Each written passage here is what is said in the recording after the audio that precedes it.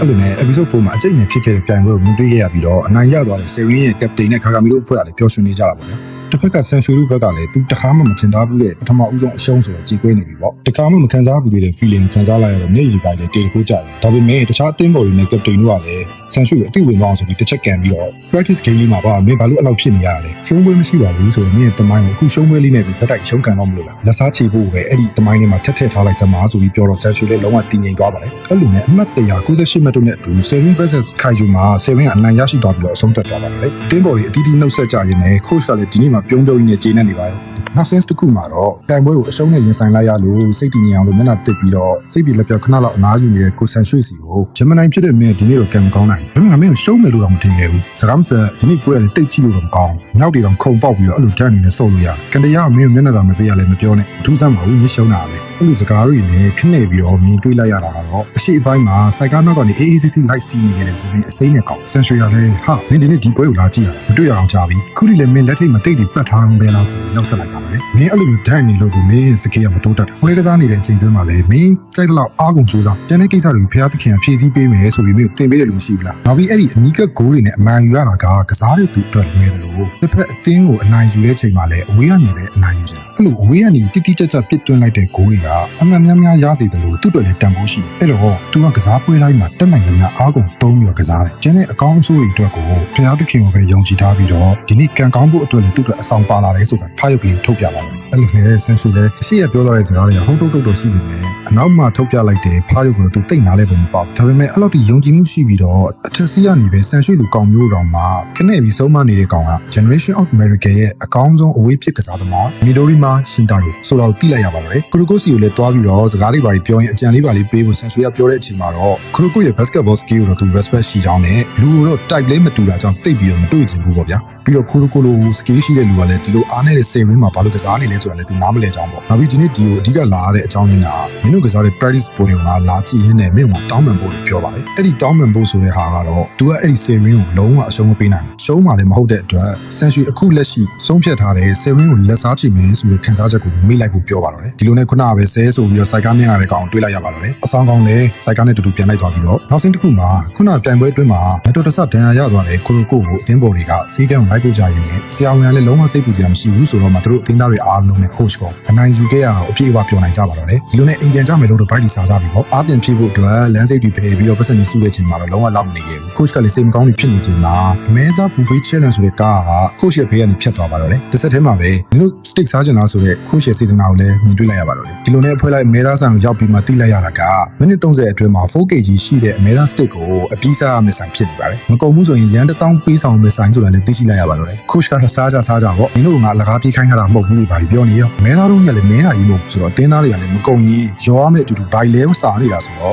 ့ချကွာဆိုပြီးတော့ပထမဦးဆုံးပဲခရိုကိုကလက်လျှော့လိုက်ပါတော့တယ်ဒီလိုနဲ့စားတောင်းနေကြရင်လည်းအတင်းသားတွေကလည်းပြိုင်ပွဲထက်တောင်ပိုပြီးပင်ပန်းနေပုံရတယ်စိတ်ပူစရာမလိုတာတခုကမဝသေးဘူးဆိုတော့ခါကမီရှိနေတာပါပဲဒီလိုနဲ့ခါကမီကျေးဇူးကြောင့်ပဲဆန်ရှင်ကတော့ထပ်မလာတော့နဲ့ဆိုပြီးသတိပေးခံရရင်လည်းအတူစားတော့တွေကတော့ရောစရာမလိုတော့ဘူးပေါ့ဗျာဒီလိုနဲ့အားလုံးနဲ့အိမ်ပြန်ကြမယ်လို့ပြီးတော့အမြဲတမ်းနောက်မှာကြံနေတဲ့ခရိုကိုလှည့်ကြည့်လိုက်တဲ့အချိန်မှာတော့ခရိုကိုမရှိတော့ဘူးဗျာ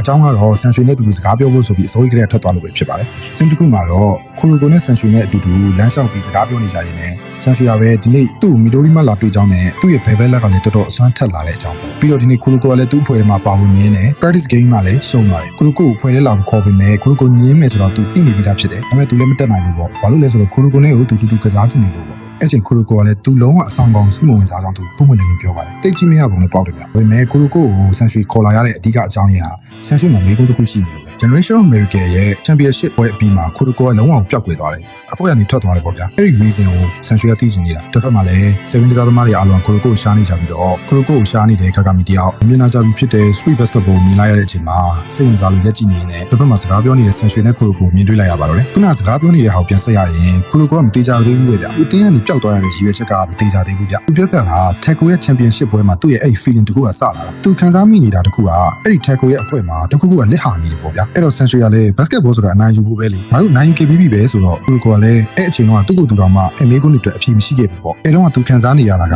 သူဘတ်စကတ်ဘောမုန်းနေခဲ့တာဘောလုံးအပေါ်ခံစားမှုပြေးနေတော့ထွက်လာတဲ့ဖက်နှက်ကအတန်ဘောလုံးဝင်သွားတဲ့ဂိုးရဲ့ပိုက်ကအတန်အဲ့လောက်ထိတော့သူမုန်းနေခဲ့တာဒါပေမဲ့သူခါကာမီနဲ့တွေ့ပြီးတဲ့အချိန်မှာအဲ့ခံစားချက်တွေမရှိတော့ဘဲနဲ့ဘတ်စကတ်ဘောကိုခါကာမီရဲ့ဘလောက်ထိချစ်တယ်ဆိုတော့သူမြင်လာရတယ်ခါကာမီတယောက်ကဘတ်စကတ်ဘောကစားရင်လည်းသူမြင်မှုတဲ့လူအားလုံးတက်ကို seriously ကစားတက်ပြီးတော့အခက်အခဲနဲ့ကြုံတွေ့နေရတဲ့နောက်မှာခါကာမီရဲ့ဘတ်စကတ်ဘောကိုချစ်တဲ့စိတ်ရှိနေသေးတယ်အဲ့ဒါကြောင့်ပဲလေသူပြန်ဖြေပါတော့တယ်ဆန်ရွှေလည်းနားမလည်နိုင်နေဖြစ်နေပါဘူးတစ်ဆက်တည်းဆန်ရွှေကလည်းသူပြောနိုင်တာတော့တခုရှိတယ်ဆိုပြီးတော့မင်းခါကာမီကိုအရန်အထင်ကြီးနေတဲ့တရက်ကြာမင်းနဲ့သူကကွဲပါပဲ generation America ကကျန်တဲ့၄ယောက်ကကျမ်းမာတွေဆိုတဲ့သူ့ထက်တောင်ဘာလို့ပိုကျန်းနေရလဲဆိုတော့သူ့ရဲ့ physical strength တွေအကုန်လုံးသူ့ထက်တာတဲ့အပြင်ကိုသူ့တယောက်ချင်းစီတိုင်းမှာထူးဆန်းလုံးနဲ့ skill ရှိနေရကြောင်းလို့ပြောတယ်သူကိုယ်တိုင်တော့ live မမီနိုင်တဲ့ skill တွေလို့သူမြင်တွေ့ရတယ်အဲ့လိုပဲခါကာမီကိုသူမြင်လိုက်ရတာကပွဲစဉ်အတွင်းမှာခါကာမီရဲ့တန်မာနေတော့သူကတန်မာမှုအတွက် challenge လိုက်ခေါ်ပြီးတော့ skill ဆန်းနေတဲ့ကောင်တတာပဲရှိသေးတယ်သူ့မှာငါတို့မသိသေးတဲ့ generation America ကကောင်းနေလို့အစွမ်းရလာနိုင်တယ်။ဒါပေမဲ့အဲ့လိုရသွားရင်လေတခြားလူတွေနဲ့သူနဲ့ဖြစ်တည်မှုကလုံးဝကွာခြားသွားပြီးတော့မင်းအရင်တော့တည်ခဲ့တဲ့ခါကာမီအဖြစ်နဲ့ပဲရှိနေနိုင်ပါဦးမလားပေါ့။အဲ့လိုတွေမင်းတွေတော့ကိုလိုကိုတယောက်လည်းတွေ့ဝင်နေတဲ့ချိန်မင်းကဘာလို့ပျောက်သွားတာလဲ။မင်းကဘာလို့ကိုလိုကိုဖမ်းသွားတာလဲဆိုပြီးဝင်လာတဲ့ခါကာမီကိုမြင်ရပါတယ်။သူပျောက်သွားရင်ငါတို့မှာတာဝန်ရှိရဲကွာ။ခုနကမင်းပြောတဲ့စကားတွေလည်းငါအကုန်ကြားတယ်။ဒီကောင်မပါတော့အခုထိငါတို့အိမ်ပြန်လို့မရသေးဘူးဆိုပြီးတော့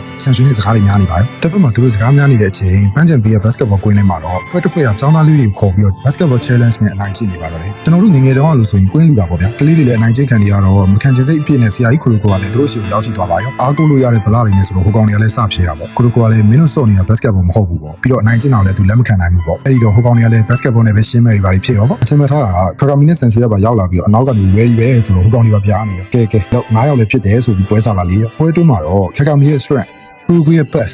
ဆန်ရွှေ skill တွေနဲ့ချိန်ခဏလေးပြမှာပဲတစ်ဖက်သက်နိုင်လိုက်ပါတော့တယ်၃ယောက်လုံးနဲ့အတွဲညီညီကစားလိုက်ရတဲ့ပွဲပေါ့ပွဲပြီးတဲ့အချိန်မှာခါကာမီကလည်းကိုလိုကိုဒေါသတွေထွက်ပြီးတော့မင်းကစောက်တုံးတာမင်းကဘာလို့ဘယ်သူနဲ့ချမှာလဲပောက်ကွဲပြီးမေးနေတော့ကိုလိုကိုကလည်းသူ basketball ကိုအထင်သေးတယ်ဆိုပြီးစကားကိုကြားလိုက်ရလို့နောက်ပြီး basketball နဲ့ပတ်သက်ပြီးအနိုင်ကျင့်နေတာကိုသူမြင်သွားရလို့အဲ့ဒါကြောင့်သူစိတ်မထိန်နိုင်ဖြစ်သွားပြီးတော့အရေးကြုံနိုင်တဲ့စိတ်မပူဖို့နဲ့သူ့မှာဗလားစီကြောင်ပြောပါတော့တယ်အဲ့လိုနဲ့နှစ်ယောက်သားအတိုင်းဖောက်ညီညီစကားတွေပြောရင်ရန်နေဖြစ်နေတာကိုဆန်ရွှေလည်းမြင်ပြီးတော့သဘောကျတယ်ပေါ့ကိုလိုကိုနဲ့တူတူသူဒီလိုမျိုးတွေစော့လိုက်ရတော့လေသူအရန်ဝမ်းသာပြီးတော့သူလက်စားချိန်မှာလည်းလုံးဝမမေ့ထားနဲ့ဆိုပြီးတတိပေးကခါကာမီကိုလည်းခါကာမီချီလို့ခေါ်ပြီးနှုတ်ဆက်ပါလေရောခါကာမီချီလို့ခေါ်ခံလိုက်ရတော့လေဟိုကောင်လည်းလန့်နေရောဆန်ရွှေကတအားခင်တဲ့လူကြီးဆိုရင်သူအဲ့လိုမျိုးချီတက်ခေါ်လေးရှိတယ်ဆိုတာကိုလည်းကိုလိုကိုပြောလိုက်လို့သိလိုက်ရပါတယ်အဲ့ချိန်မှာကိုလိုကိုကလည်းခုနဆန်ရွှေပြောသွားတဲ့ငါတို့နှစ်ယောက်ကွဲနိုင်နေဆိုတဲ့ကိစ္စကိုမင်းယုံလားပေါ့ခါကာမီဖြေရှင်းလိုက်ကြတော့ရှင်းတယ်ဗျမင်းကလင်းရှိတဲ့နေရာပဲနေမှာမလားနောက်ပြီးတော့ငါ့ရဲ့အိမ်မက်ကိုတယောက်တည်းမလုံနိုင်ဘူးလို့ပြောခဲ့တာလည်းမင်းမလားအဲ့တော့အဲ့ဒီအိမ်မက်ကိုတော့မဖြစ်ရသေးဘူးနဲ့မင်းကဘာလို့ရှောက်ပြီးတွေးပြီးစိတ်ပူနေရလဲလို့ပြောလိုက်တော့မှကိုလိုကိုလည်းယုံကြည်ချက်တွေပြည့်နေပေါ့အဲ့လိုနဲ့နေရာသားအိမ်ပြန်တဲ့အချိန်မှာတော့ကိုလိုကိုပြောက်လို့လိုက်ရှာနေတဲ့ coach ကိုတွေ့လိုက်ရပြီးတော့ coach ကလည်းတအားစိတ်ပူနေတော့ကိုလိုကိုညင်ညင်တတာပဲငရဲဟုတ်ပို့ပေးလိုက်ပါတော့လေဒီလိုနဲ့တခြားသင်းပေါ်တွေကလည်းမတိကျအောင်ဆောင်းသွားရင်းနဲ့ episode 5လေးကဆုံးသက်သွားပါတော့လေ episode 6မှာဘာတွေဆက်ပြမလဲဆိုတော့ဆက်လက်ကြည့်ရှုပေးနေ like and subscribe လေးလုပ်ပေးကြပါဦးခင်ဗျာ